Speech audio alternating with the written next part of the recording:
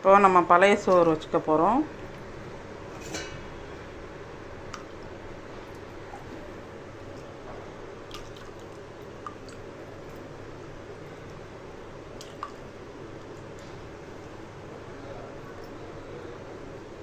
தண்ணி ஊற்றிக்கலாம்.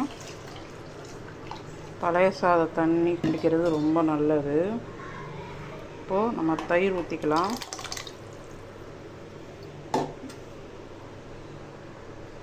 கொஞ்சமாக உப்பு போட்டுக்கலாம்.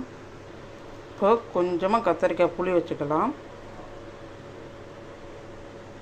மாம்பழம் வச்சுக்கலாம். டுடே எங்கள் டிஃபன் பழைய சாதம். இந்த சைடிஷோடு சாப்பிட்டு பாருங்கள், செமையாக இருக்கும்.